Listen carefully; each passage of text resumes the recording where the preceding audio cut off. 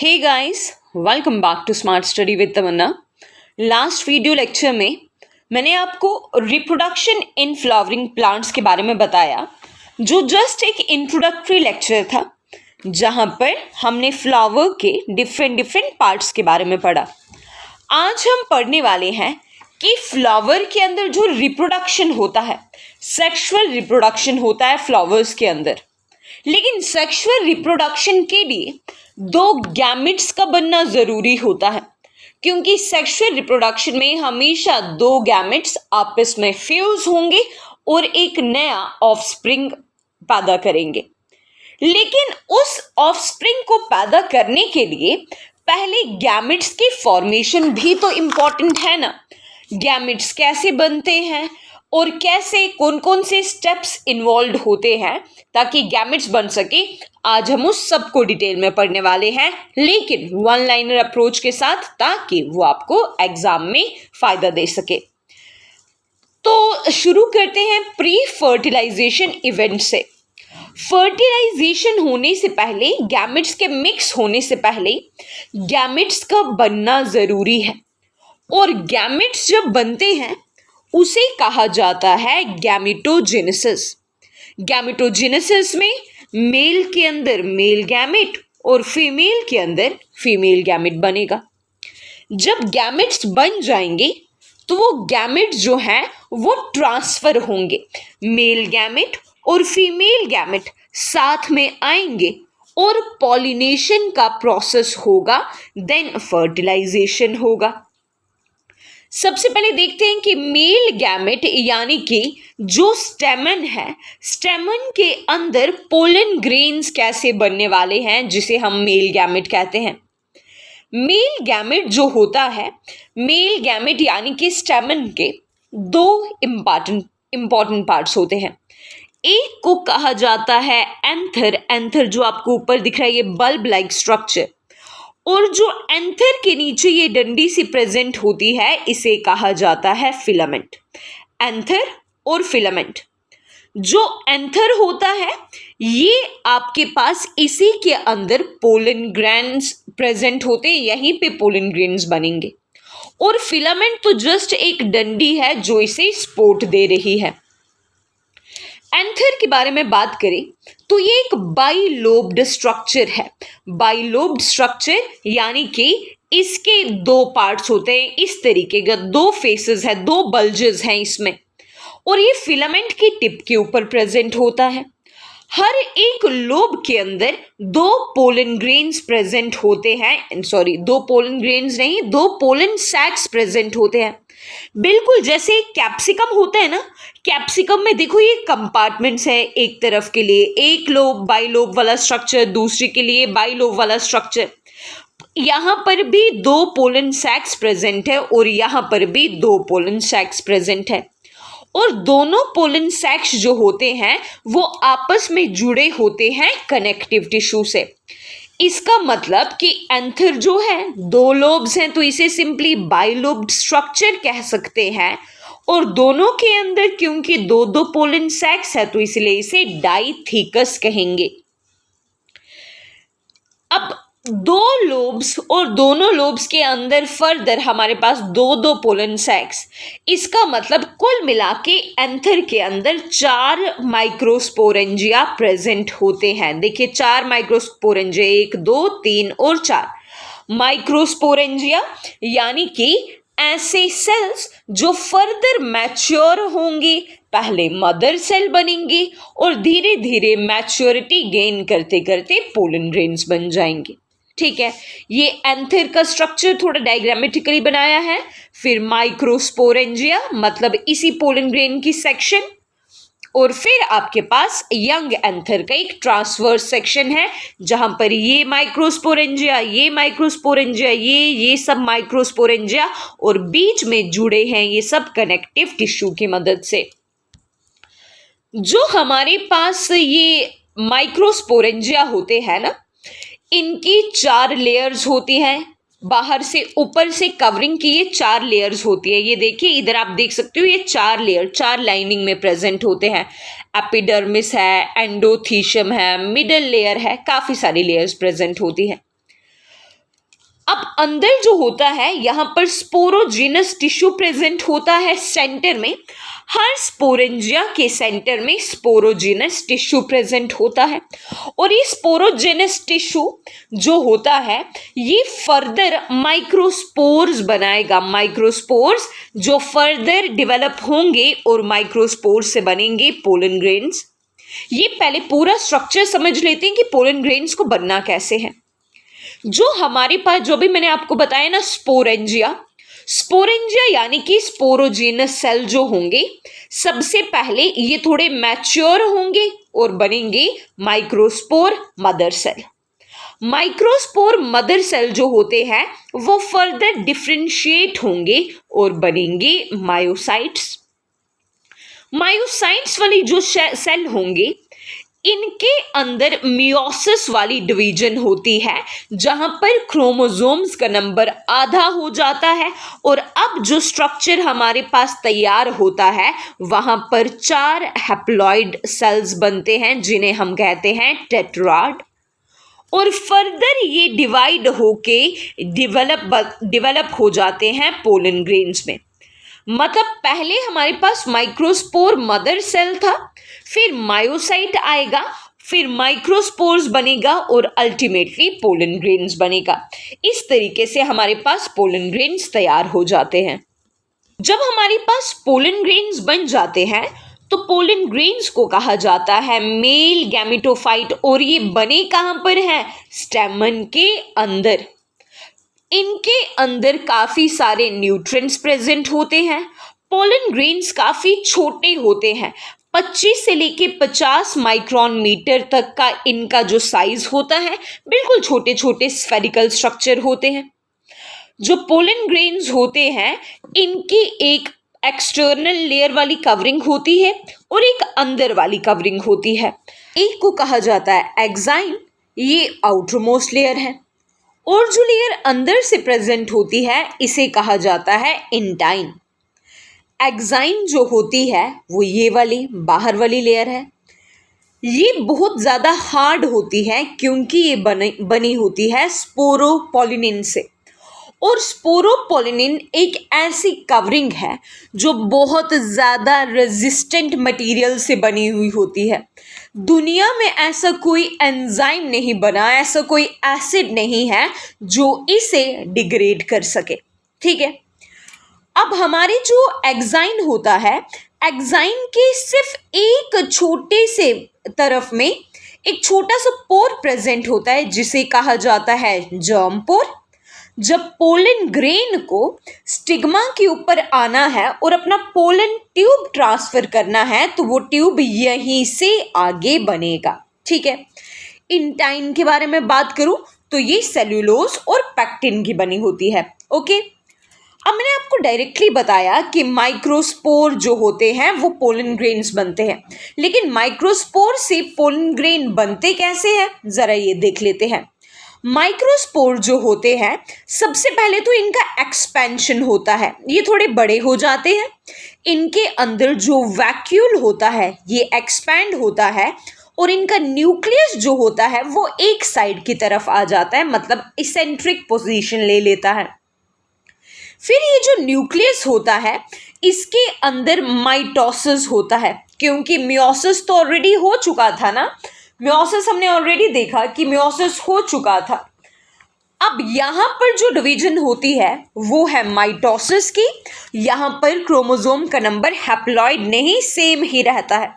जब हमारे पास न्यूक्लियस 2 में डिवाइड हो जाता है तो एक बनाता है, छोटा वाला बनाता है, बड़ा वाला जो सेल है इसे कहा जाता है वेजिटेटिव सेल, और जो छोटा वाला बच जाता है इसे कहा जाता है जनरेटिव सेल।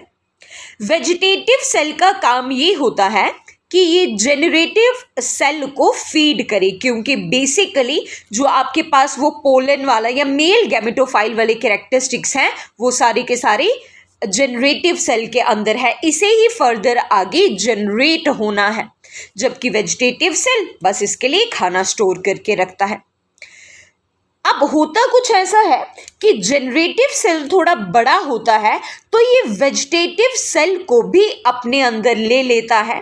तो हमारे पास यहाँ पर जो स्टेज आती है इसे कहा जाता है टू सेल्ड स्टेज। काफी सारे केसेस में यहीं पर जो स्पर्म सेल होते हैं ना स्टूडेंट्स, वो डिटैच हो जाते हैं और फिर वो वहां पर अपनी पोलन ट्यूब जो है वो आगे जनरेट करेंगे और फर्टिलाइजेशन करेंगे, यानी फर्टिलाइजेशन के लिए रेडी हो जाते हैं। पोलन ग्रेन्स को हम आर्टिफिशियली भी स्टोर करके रख सकते हैं लिक्विड नाइट्रोजन में, और टेम्परेचर होना चाहिए -196 डिग्री सेल्सियस। तो इस तरीके से हमारे पास जो है वो पोलन ग्रेन तैयार हो जाएगा।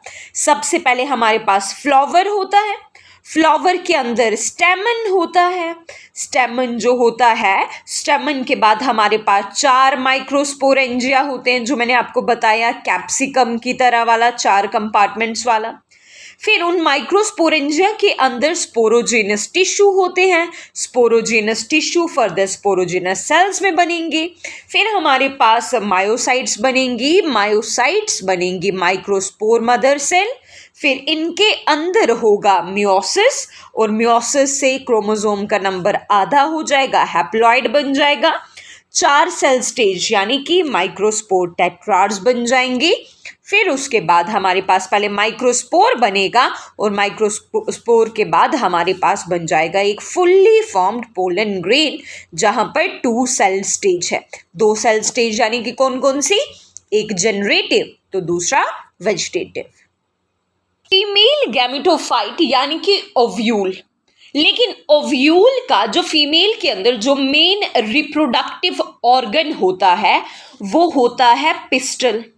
पिस्टल के अंदर होगा फीमेल गैमेटोफाइट, और जो हमारे पास ये पिस्टल होता है, पिस्टल वाला फीमेल गैमेट वाली पार्ट को कहा जाता है गाइनोशियम, या जिसे हम पिस्टल भी कहते हैं। और फीमेल गैमेट के अंदर जो गैमेटोफाइट होता है वो ओव्यूल है। एक फ्लावर के अंदर एक वर्ल ऑफ गाइनोशियम, यानी जो पिस्टल होता है ना रिप्रोडक्टिव ऑर्गन, वो एक भी हो सकता है और बहुत सारे भी हो सकते हैं। जब एक ही हमारे पास गाइनोशियम या एक ही पिस्टल है उसे कहा जाता है मोनोकार्पलरी फ्लावर्स या प्लांट्स, और जहां पर हमारे पास एक से ज्यादा कार्पल्स या पिस्टल्स या गाइनोशियम प्रेजेंट होते हैं उन्हें कहा जाता है मल्टी कार्पलरी, जो आपको स्ट्रॉबेरी या टूलिप में देखने को मिलेगा। मल्टी कार्पलरी यानी कि रिप्रोडक्टिव ऑर्गन जो पिस्टल है वो एक से ज्यादा है। अगर एक से ज्यादा पिस्टल है ना तो उसे भी फर्दर 2 टाइप्स में डिवाइड किया जाता है। कुछ केसेस में पिस्टल जो होता है वो बिल्कुल आपस में फ्यूज्ड से प्रेजेंट होते हैं, बिल्कुल जैसे यहां पर सेंटर में प्रेजेंट है ना, सारे पिस्टल जो है वो फ्यूज्ड है, इसे कहा जाता है सिनकार्पस। जबकि दूसरी तरफ हमारी पास जो पिस्टल है वो आपस में बिल्कुल फ्यूज नहीं होते, जबकि हर एक पिस्टल आपको अलग अलग देखने को मिलता है, उसे कहा जाता है एपोकार्पस। एपोकार्पस यानी कि वो कंडीशन जहां पर पिस्टल जो होंगे वो फ्री होंगे, और सिनकार्पस यानी वो कंडीशन जहां पर पिस्टल जो होंगे वो फ्यूज्ड होंगे आपस में। अब जो ये फीमेल गैमेट होता है इसका स्ट्रक्चर कैसा होता है, यानी कि जिसे हम पिस्टल या कार्पल कह रहे हैं वो देखने में कैसा होता है, वो अगर रियल में अगर आप देखो तो वो रियलिटी में कुछ ऐसा दिखता है, और डायग्रामेटिकली यहां पर बताया हुआ है कि कैसा दिखता है। जो हमारे पास ऊपर से ये जो बल्जिंग सा स्ट्रक्चर होता है ना, इसे कहा जाता है स्टिग्मा। स्टिग्मा ऐसी जगह है जहां पर आकर मेल गैमेटोफाइट यानी कि पोलन ग्रेन आके यहां पर बैठेगा। फिर स्टिग्मा के बाद जो हमारे पास ये कर्व्ड सा रीजन होता है इसे कहा जाता है स्टाइल, और जो पोलन ग्रेन है इसकी जो ट्यूब होगी वो फर्दर आगे स्टाइल से ओवरी की तरफ बढ़ती है। और लास्ट में जो हमारे पास सबसे इंपॉर्टेंट पार्ट आता है फीमेल गैमेटोफाइट का वो है ओवरी, जहां पर ओव्यूल प्रेजेंट होते हैं, और इस पूरे स्ट्रक्चर को कहा जाता है कार्पल। जो ओवरी के अंदर कैविटी से प्रेजेंट होती है उसे कहा जाता है लोक्यूल, और उस लोक्यूल के अंदर हमारे पास ओव्यूल प्रेजेंट होते हैं। जैसे जैसे हमारे पास माइक्रोस्पोर से ओव्यूल बना था, वैसे ही हमारे पास मेगास्पोरेंजियम जो होते हैं वहां से हमारे पास ओव्यूल जनरेट होते हैं। ठीक है, कुछ प्लांट्स होते हैं जिनके अंदर एक ही ओव्यूल होता है और कुछ प्लांट्स होते हैं जिनमें एक से ज़्यादा ओव्यूल होता है। एक ओव्यूल वीट या पैडी में हो सकता है और एक से ज़्यादा ओव्यूल आपको पपाया में या वाटरमेलन में देखने को मिलता है। ओव्यूल्स जो होते हैं, जब देखो जो हमारे पास फ्लावर होता है ना, फ्लावर का मेन काम ये होता है कि वो रिप्रोडक्टिव ऑर्गन्स को बचा के रखता है, लेकिन रिप्रोडक्टिव ऑर्गन जब आपस में फ्यूज कर जाएंगे तो बाद में फ्लावर नहीं फ्रूट बन जाता है।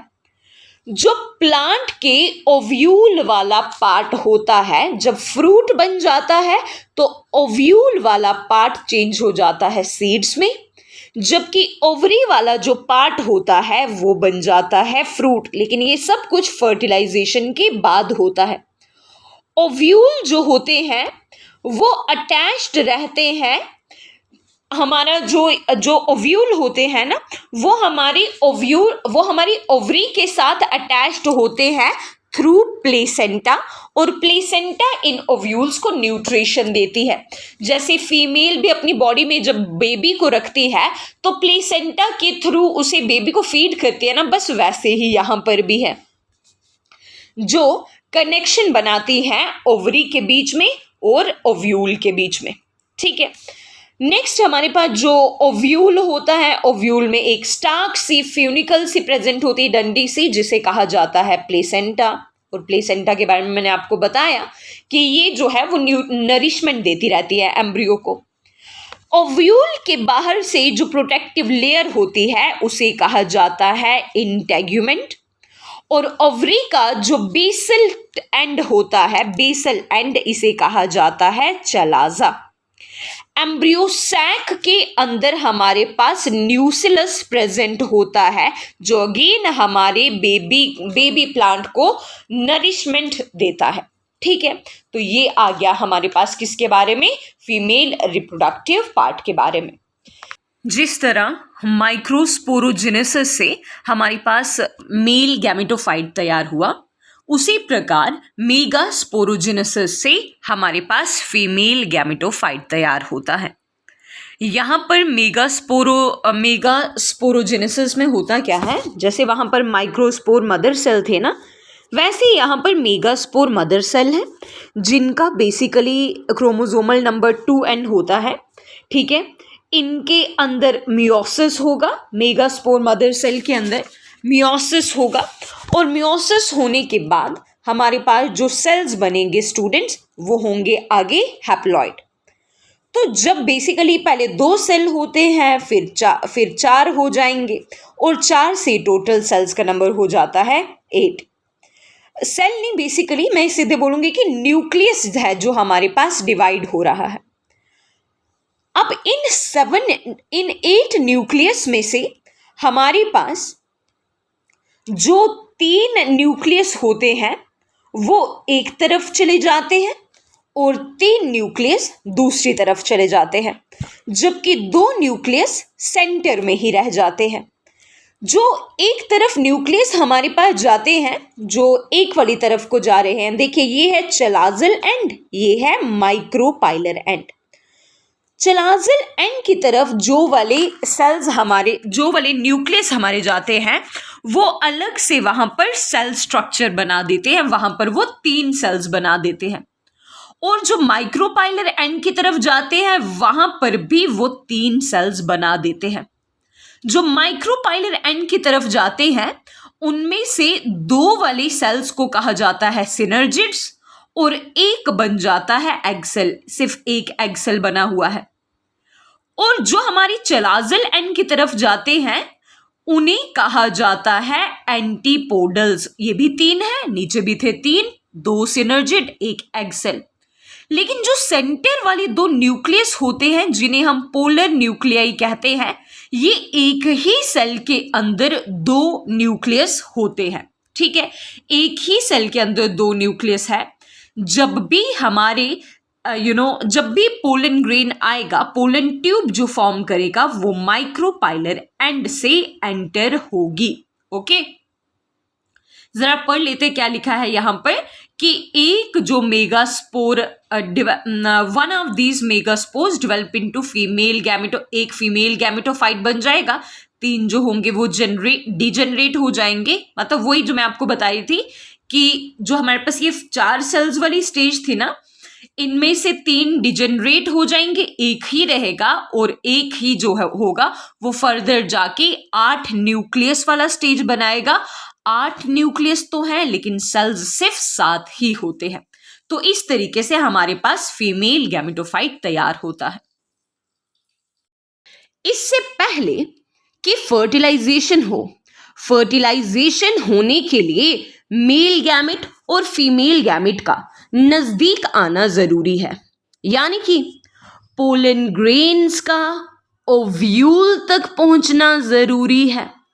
और वो डायरेक्टली पोलन ग्रेन्स ओव्यूल तक नहीं पहुंचेंगे, पहले तो पोलन ग्रेन्स स्टिग्मा पे, मतलब वो जो प्लांट का ये अपर वाला पोर्शन था ना, यहां पर जाके लैंड करेंगे। इस प्रोसेस को जब पोलन ग्रेन्स एंथर से, मतलब एंथर में बने थे तो एंथर से ही ट्रांसफर होंगे, एंथर से स्टिग्मा तक जाते हैं, इसी प्रोसेस को तो कहा जाता है पॉलिनेशन। अब पॉलिनेशन भी 2 किस्म का होता है, एक होता है सेल्फ पॉलिनेशन, एक होता है क्रॉस पॉलिनेशन। सेल्फ पॉलिनेशन और क्रॉस पॉलिनेशन को जरा हम डायग्राम से समझते हैं। देखिए, जब एक ही फ्लावर हो, एक ही फ्लावर का मतलब उसी फ्लावर के अंदर मेल ऑर्गन्स भी प्रेजेंट है, मतलब एंथर भी प्रेजेंट है, और उसी के अंदर फीमेल ऑर्गन भी प्रेजेंट है, मतलब कार्पल भी वहीं पे है, एंथर भी वहीं पे है। जब आपके पास सेम ही फ्लावर के अंदर मेल गैमेट यानी कि पोलन ग्रेन्स उसी के स्टिग्मा पर जाके लैंड करेंगे, उसे कहा जाता है सेल्फ पॉलिनेशन। एक आ गया कि सेम ही फ्लावर के अंदर जो पोलन ग्रेन्स हैं वो उसी के स्टिग्मा पे जाके लैंड किए। या ऐसा भी तो हो सकता है कि प्लांट सेम है, एक ही प्लांट है, ये सेम पौधा है, लेकिन इसके फ्लावर्स 2 अलग हैं, एक फ्लावर बी है, एक फ्लावर ए है। ए के पोलन ग्रेन्स जाके सेम ही प्लांट के दूसरे स्टिग्मा पर जाके स्टिक हो, सेम ही प्लांट के दूसरे फ्लावर के स्टिग्मा पर जाके स्टिक हो, ये भी तो एक सेल्फ पॉलिनेशन ही हुई। यानी कि सेम ही फ्लावर के अंदर या तो पोलन ग्रेन ट्रांसफर हो या तो सेम ही प्लांट का डिफरेंट फ्लावर के अंदर पोलन ग्रेन्स ट्रांसफर हो। ठीक है, और दूसरी तरफ से अगर आपके पास 2 अलग प्लांट्स हैं, आपके पास प्लांट ए है और आपके पास प्लांट बी है, अगर प्लांट ए के पोलन ग्रेन्स जाके ए के पोलन ग्रेन्स बी के स्टिग्मा पर लैंड कर रहे हैं, प्लांट अलग है स्टूडेंट्स, इसे कहा जाता है क्रॉस पॉलिनेशन। अगर सेम प्लांट होता तो सेल्फ पॉलिनेशन कहलाता, क्योंकि अलग प्लांट है इसलिए कहलाएगा क्रॉस पॉलिनेशन। इसी बेसिस पे सेल्फ पॉलिनेशन और क्रॉस पॉलिनेशन के बेसिस पे, या मैं कहूं कि कौन से फ्लावर पे जाके एक पोलन ग्रेन किस स्टिग्मा पे जाके लैंड कर रहा है, इस बेसिस पे हम पॉलिनेशन को 3 भागों में डिवाइड करते हैं। एक को कहेंगे ऑटोगैमी, एक को कहेंगे गिटनोगैमी और एक को कहेंगे जीनोगैमी। तो जो मैंने आपको पहली वाली टाइप बताई ना, जहां पर पोलन ग्रेन्स और स्टिग्मा दोनों ही सेम ही फ्लावर में हो, उसे कहा जाता है ऑटोगैमी। गिटनोगैमी का मतलब कि प्लांट तो सेम है, सेम प्लांट तो है, लेकिन फ्लावर जो है वो डिफरेंट है, डिफरेंट फ्लावर्स के बीच में जो पॉलिनेशन होगी उसे कहा जाएगा गिटनोगैमी। और जीनोगैमी यानी कि आपके पास प्लांट भी अलग है, एक प्लांट से दूसरे प्लांट तक की जो पॉलिनेशन होगी वो होगी जीनोगैमी। ठीक है स्टूडेंट्स, इसके अलावा पॉलिनेशन करवाने के लिए हमें डिफरेंट एजेंट्स का, डिफरेंट चीजों का इस्तेमाल करना पड़ेगा। देखो, पोलन ग्रेन्स खुद ही थोड़ी ना ओव्यूल तक चले जाएंगे, फीमेल गैमेट तक चले जाएंगे। उन्हें वहां तक, उन्हें फीमेल रिप्रोडक्टिव ऑर्गन के पास पहुंचाने के लिए जरूरी होता है स्टूडेंट्स कोई एजेंट, जिसे कहा जाता है पॉलिनेटिंग एजेंट। अब पॉलिनेटिंग एजेंट कभी पानी होता है, कभी हवा है, कभी बर्ड्स हैं, तो कभी इंसेक्ट्स हैं। इन पॉलिनेटिंग एजेंट्स को जरा डिटेल में समझते हैं।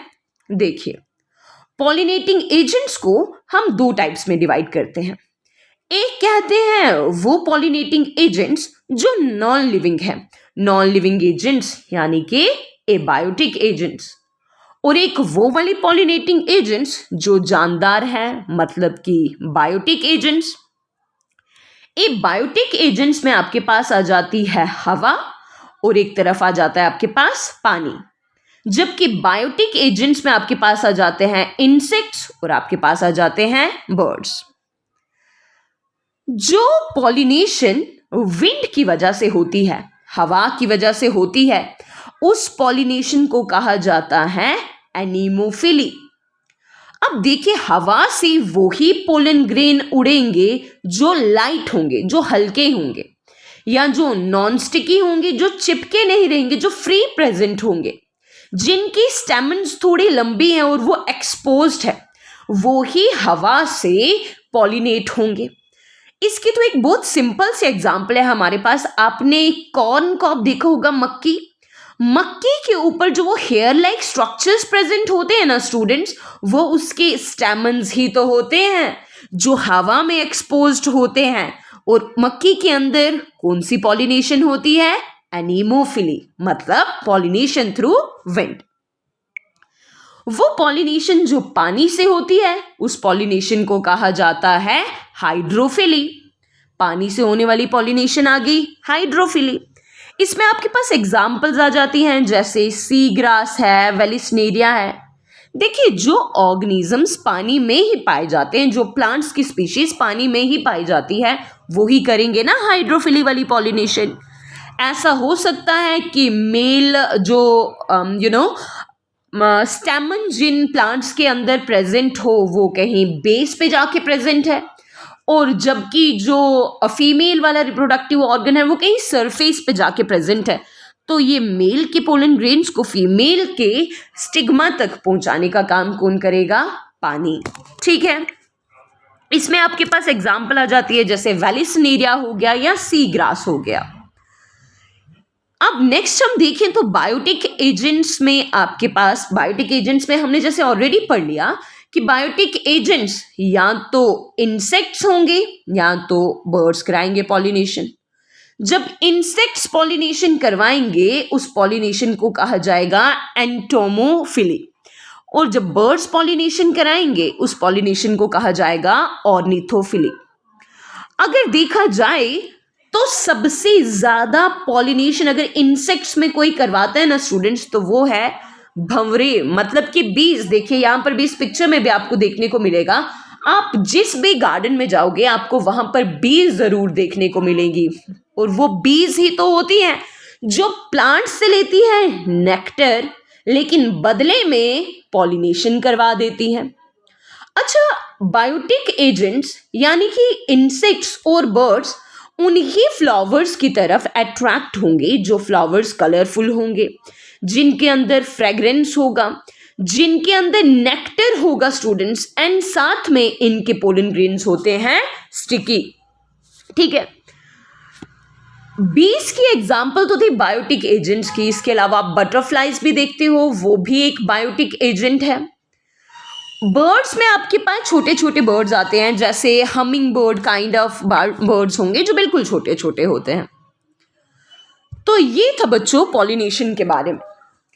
अब पोलन ग्रेन तो पहुंच चुका है। देखो, पोलन ग्रेन का पहुंचना एक बात है, लेकिन पोलन ग्रेन जब स्टिग्मा तक पहुंच गया तो वो स्टिग्मा उसको सेलेक्ट करेगी।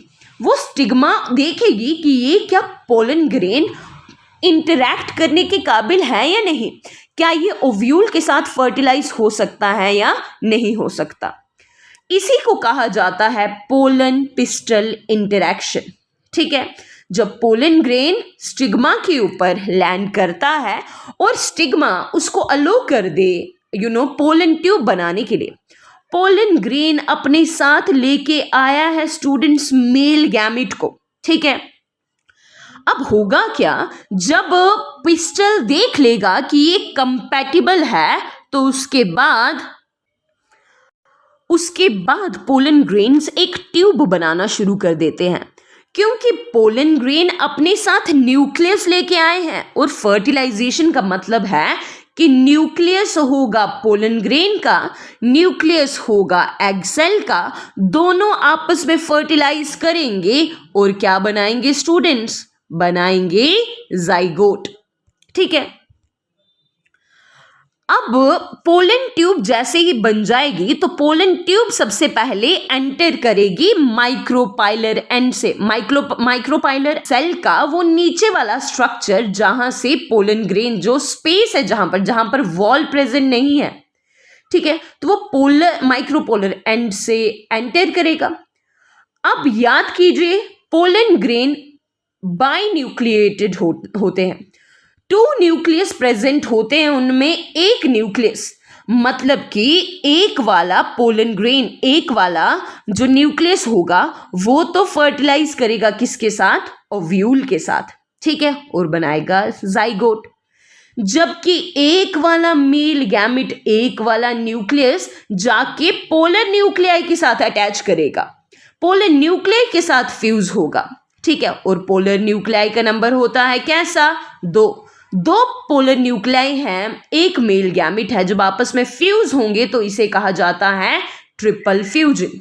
ठीक है, अच्छा, ये ट्रिपल फ्यूजन से जो हमारे पास रिजल्ट आएगा वो होगा प्राइमरी एंडोस्पर्म सेल।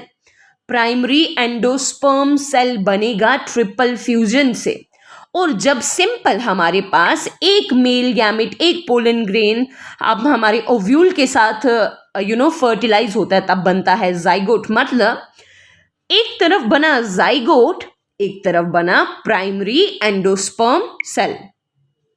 ठीक है, अब होता कुछ इस तरह से है स्टूडेंट्स कि ये जो हमारे पास एंथर्स होते हैं ना, हम चाहें तो अपनी मर्जी का अभी देखिए, हमने देखा कि पोलन ग्रेन किसी प्लांट पे आ रहा था, या सेम फ्लावर के अंदर आ रहा था पोलन ग्रेन। हम चाहे तो अपने डिजायर्ड कैरेक्टर्स लाने के लिए पोलन ग्रेन्स को, अपनी मर्जी का पोलन ग्रेन को डाल सकते हैं स्टिग्मा के ऊपर। जब हम खुद से ब्रीडिंग करवाते हैं, खुद का डिजायर्ड पोलन ग्रेन स्टिक करवाते हैं, तो इसे कहा जाता है आर्टिफिशियल हाइब्रिडाइजेशन। आर्टिफिशियल हाइब्रिडाइजेशन करवाने के लिए स्टूडेंट्स कुछ स्टेप्स इंपॉर्टेंट है, जैसे कि emasculation 1, bagging 2, desired pollen grains को डस्ट करना 3, और फ्लावर्स को बाद में बैग करना। इमैस्कुलेशन का मतलब हो गया, जब पोलन ग्रेन्स बन रहे थे ना, उस मेल वाले पार्ट को ही वहां से हटा दिया जाए। मेल वाले पार्ट को जब हटा दिया जाएगा, एंथर्स को जब रिमूव कर दिया जाएगा, उसे कहा जाता है इमैस्कुलेशन। टर्म इंपॉर्टेंट है, याद रखना। बैगिंग का मतलब हो गया कि जो बाद में हमारे पास फीमेल पार्ट बचा हुआ है, उसको हम बाहर से कवर करके रखेंगे ताकि कोई और दूसरा पोलन ग्रेन आके वहां पर पॉलिनेशन ना कर दे। फिर हम अपनी मर्जी का पोलन ग्रेन वहां पर डस्ट करेंगे, लेकिन उस डस्टिंग के बाद फिर से एक बार उसको कवर कर देंगे, ताकि अभी भी हमारा जो फ्लावर है वो बच सके और फर्दर कोई भी वहां पर पॉलिनेशन ना हो सके। तो जब वो कवर्ड रहेगा स्टूडेंट्स, तो तब किसी बाहर के किसी भी पार्टिकल के आने का खतरा नहीं है और इजीली हमारे डिजायर्ड वाला पोलन ग्रेन स्टिग्मा के साथ पॉलिनेशन करके इजिली फर्टिलाइजेशन करके जाइगोट बना सकता है और हमारे मनपसंद वाले कैरेक्टर्स ला सकता है। अगर कुछ एग्जाम्पल्स दी जाए जहां पर आर्टिफिशियल हाइब्रिडाइजेशन होती है, हम कैप्सिकम की एग्जाम्पल ले सकते हैं। कैप्सिकम तो नेचुरली ग्रीन कलर का प्रेजेंट होता है, लेकिन आप देखेंगे कि मार्केट में रेड कलर का कैप्सिकम आता है, येलो कलर का कैप्सिकम आता है, ऑरेंज कलर का कैप्सिकम आता है। तो ये डिफरेंट कलर के कैप्सिकम्स बनाए जाते हैं किससे? आर्टिफिशियल हाइब्रिडाइजेशन के। आर्टिफिशियल हाइब्रिडाइजेशन के एक दूसरे एग्जाम्पल भी है ब्रोकली में, जहां पर आप देखोगे कि डिजायर्ड न्यूट्रिएंट्स बोलते हैं उसको कि न्यूट्रिएंट रिच होता है ब्रोकली। क्योंकि वो आर्टिफिशियल हाइब्रिडाइजेशन से हमने उसके अंदर वही वाले कैरेक्टरिस्टिक्स डाले हुए हैं जिसकी वजह से वो ज्यादा डिमांड में हो। इसके अलावा आप देखेंगे कि जब एक बार फर्टिलाइजेशन हो चुका है, फर्टिलाइजेशन जब हो गया, हमारे पास जाइगोट बन गया, हमारे पास प्राइमरी एंडोस्पर्म सेल बन गया, तो अब फर्टिलाइजेशन के बाद क्या होगा? जब हमारे पास जाइगोट बन गया है, जब एंडोस्पर्म सेल बन गया, तो इसके बाद क्या होगा?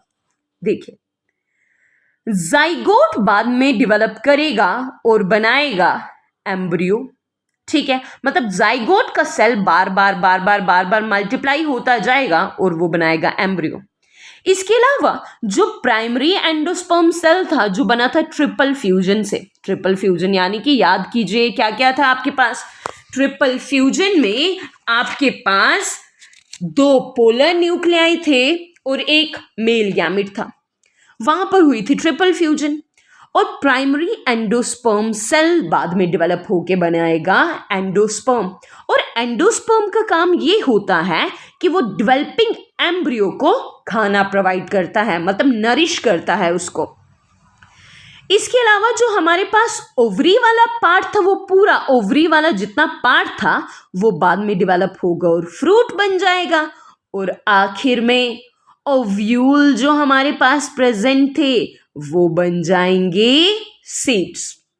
तो इस तरह से प्लांट्स में फर्टिलाइजेशन होती है, इस तरह से पॉलिनेशन इंपॉर्टेंट है। यहां पर हमने पढ़ी फर्टिलाइजेशन और यहां पर हमने पढ़ा आर्टिफिशियल हाइब्रिडाइजेशन की कुछ टेक्निक्स, और लास्ट में हमने देखा कि कौन सा वाला पार्ट किस चीज में डेवलप होगा। ठीक है, तो हमारे first unit say that is sexual reproduction in plant से बस इतना ही। मिलते हैं आपसे नेक्स्ट यूनिट में नेक्स्ट वीडियो पे, तब तक के लिए बाय बाय, स्टे सेफ।